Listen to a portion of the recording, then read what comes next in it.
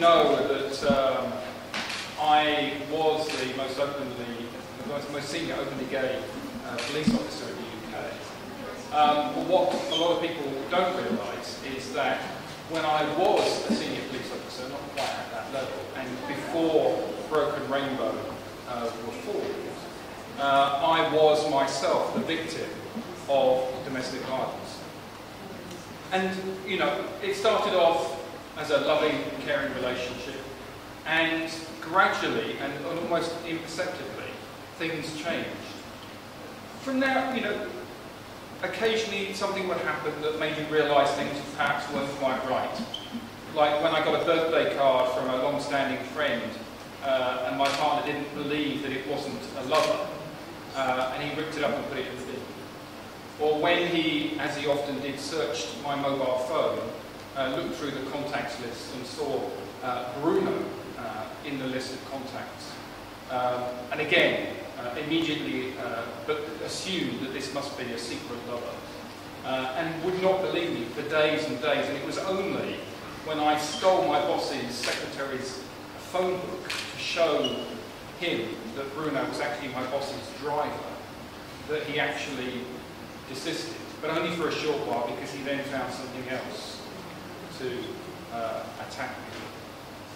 And, you know, if Broken Rainbow had been around at that time, maybe I could have contacted them and talked to them about it. I was very lucky. I went on a residential training course for 6 months.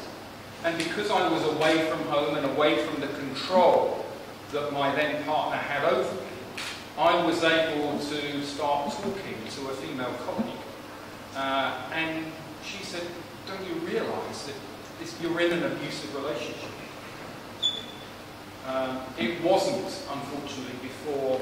I can remember on one occasion being curled up in a ball in the gutter, not very far from Scotland Yard actually, as he was kicking and punching me, and thinking how embarrassing if somebody called the police. Here am I, a senior police officer, curled up, being assaulted by my partner.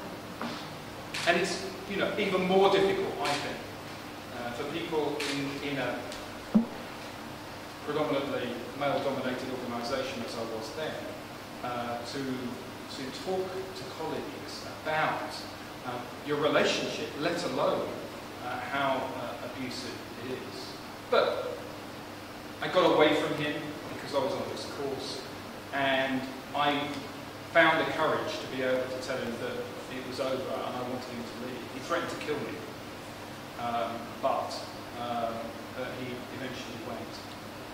And this is the problem. People are afraid to come forward and talk. I didn't understand as a police officer why victims of domestic violence, once they'd gone to casualty and been patched up, wanted to go back to their abusive partner. But, you know, I was in love with this guy. And he kept telling me, well, nobody else will ever, you'll never get into a relationship with anybody else. Nobody else will put up with you. And I believed him. That was the sort of control he had. That's how important Broken Rainbow is in terms of getting people to understand that they can be in a loving relationship without the abuse. And thankfully, you know, I'm now happily married, and I am in a relationship, and a wonderful relationship with a wonderful man. And I could have been there even sooner if Broken Rainbow had been around at that time.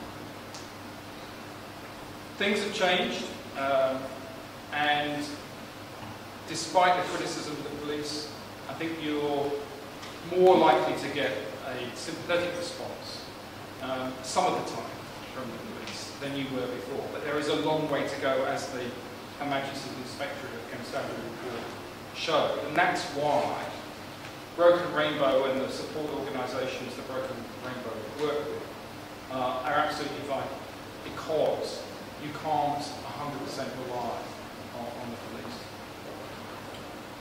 Later on this summer, there is going to be a 10th anniversary dinner for Broken Rainbow to raise even more funds. And it would be really great to see as many of you there as possible. These people do really good work, and they are really worth supporting. And thank you so much for being here.